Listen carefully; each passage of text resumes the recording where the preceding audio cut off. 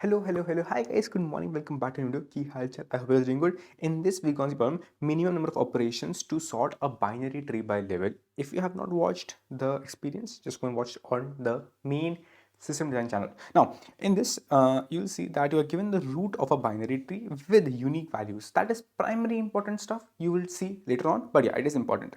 Again, anything which is bolded, right? It is actually usually important. So with unique values. Now in one operation, you can choose any two nodes at the same level and swap their values. Okay, so first operation is getting onto the same level, and then the operation which you can do is swapping their values. I have to return the minimum number of operations needed to make the values of each level sorted in the strictly increasing order. Is it possible to sort in the strictly increasing order? Yes, it is possible. Why? Because things are all unique. All elements in the tree are itself unique, so at a level also they will be unique. That is the reason it is always possible to sort in a strictly increasing order. Now they are giving what is the level. Now as you can simply see, they are saying this is a tree. You have to do operation on a specific level. So now we simply know that for a given tree or a graph, if we want to iterate on its level, we simply do a level wise traversal. Level wise traversal, which means we will simply do a BFS. If you want to simply do a BFS, I will simply do, again, if you don't know what a BFS is, just write BFS by Aryan, Mittal. You'll get the video.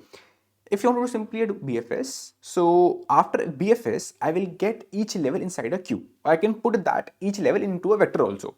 So I will have 1, I will have 4, 3, I will have 7, 6, 8, 5, I will have 9, 10. Now, my task is not to swap the nodes, but I have to swap the values. So I can do one thing, I can get all these into a vector, all these into a vector, all these into a vector, and now my problem became that for an input vector of 7, 6, 8, 5, you have to do minimum number of swaps, so as to make it sorted as in 5, 6, 7, 8. Now, usually in these scenarios, whenever you are asked to find minimum number of swaps, just again, not exactly for the answer case, but just for your case, think of what could be the maximum number of swaps. In worst to worst case, what is the maximum number of swaps you could do here? In worst case, you could do some swaps which are never important. For example, if I swap this with this, you see it is important. No. Now, Aryan, how did you know that this swap is not important? Because I did not achieve anything. The swap is considered important when you achieve something, which means when any element comes to it right position. So if I swap again, no matter whosoever is here, but I know 5's correct position is this one. So bring a 5 here. Okay, bring 5 here. Okay, 5 bought here. Again, I'm not concerned about who was here, who came here. No, but my 5 came here. That's what I also require. Again, okay, let's move on. He's already correct. Okay, he is not correct. Okay, who would have been the correct? Okay, he is the correct person. Who should be at this location? No worries. I don't care whoever is at this location. Who should be there? Okay, 7 should be there. Bring him at its correct position. Bring him at its correct position. So did you see that if I have some element of the array, like if I have n elements, at every swap, I am bringing correct person on his location. I am bringing correct person on his, again, when I do a swap, obviously if I bring the correct person to his location, whoever is here will go vice versa to the opposite location. So it may be possible I am achieving this swap. Again, it may be possible that I am achieving that this person who should have been here is also ideally came here, but not necessarily. So we realize in worst case, if I am doing one swap to bring one person to his correct location, in worst case I will do at max n swaps to bring the person to his correct location, and ultimately that's the possible worst case for it. So we realized that this is how we can approach it, that at every point, at every step, at every swap, I will make sure that correct person is coming on to his location. Now the only task is how will you solve it algorithmically. How will I do it? Obviously, let's take the values, let's take the maqsad. Maqsad is ultimate aim, goal. Goal is sorted. So I know that I will simply start iterating from left. Okay, my index is here. I have sorted it. Now, I know that at this location, which means at index 0, I am at right now, 5 should be here. 5 should be here. Because I could see that because see, this is input, this is my sorted. Both arrays I have. Input index I have, sort index I also have. But I will say, okay, 5 should be here. What is the original location of 5? What is the original location of 5? Original location of 5 is 3, which means that I have to maintain a hash map which will tell me for every value inside my values array, what is the corresponding index. So I'll maintain a hash map.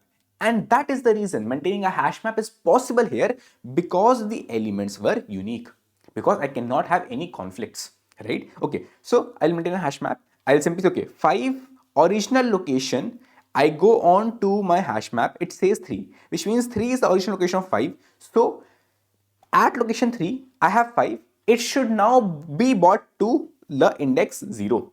So I'll simply swap, I'll bring 5 here and bring 7 here. As I am swapping, make sure to update the corresponding indexes also, which means that this will become 0, this will become 3. That's it. And again, this is what we do in the code. We will get sorted of I, right? Then we will use our hash map to find the expected, as in like existing position. So I'll use my hash map and say that existing position for this sorted of I will be map of, again this is the map of sorted of I, sorted of I, yes, is my existing location. If this is my existing location, so okay, existing location I came, I know this is existing location. So this number, whatever was there, number was 7. So I'll simply say that my map of nums of I, or I should say values of I, because values of I is right now 7. Map of 7 should ideally become this existing position, because this is the existing position here, existing position. So it will become existing position. And also I can simply say that map of my sorted of I, sorted of I in this case, if you remember, is nothing but 5.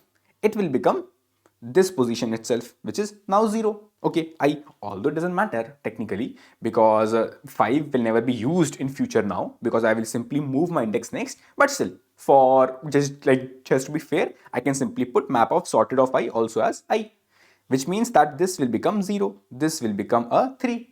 If I just put it here, this will become a 3.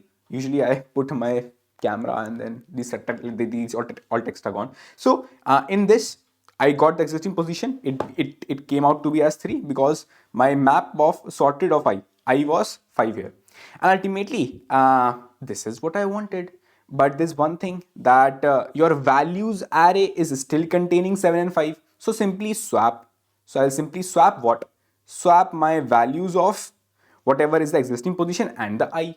I'll simply swap. I'll swap I and values of existing position. And that is the only thing which you have to do.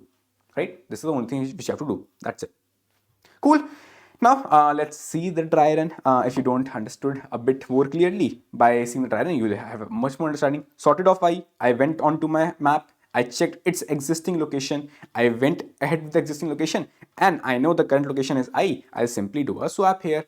I will have, as you can see, I will have a 5 here and a 7 here. I will move on next. As I move on next, this is my current, this is my expected. Both are same. Okay, move on next. As I move on next, I am at here. Expected, okay, sorted of I is this. I will go on again to my map. I will ask, what is your location right now? He will say my location is 3. Okay, his location is exactly 3.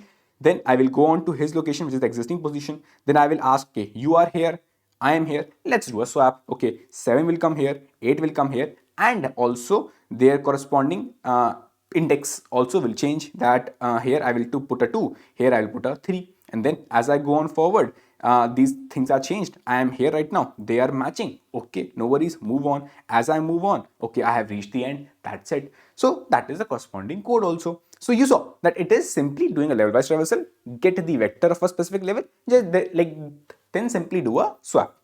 Cool, let's see the code. So firstly, as you know that we have to do a level wise traversal, which means a BFS traversal. So I'll simply take a queue, then I will push my root in the queue. Then the count of swaps I'm counting until my queue is empty. I'll get the corresponding size. I will maintain my corresponding values. This is the values for a specific level I have.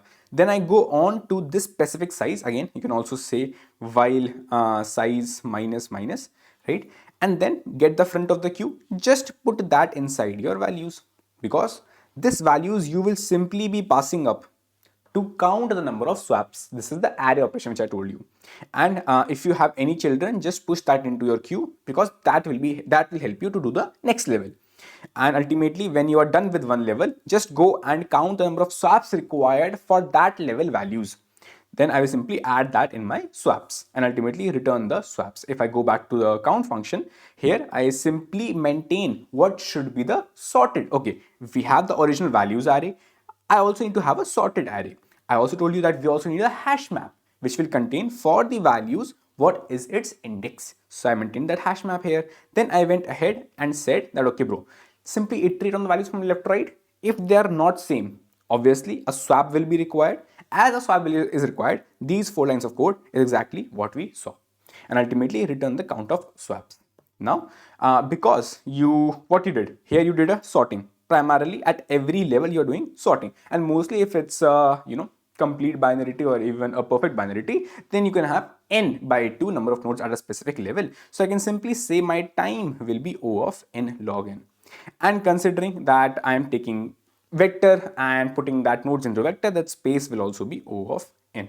Cool, and that's your time and space. I hope you guys got it. If yes, then please smash the button, and again, do go and watch the video. Next intro space is coming soon, and also LED and HLD will also be coming on this channel. Bye bye, take care.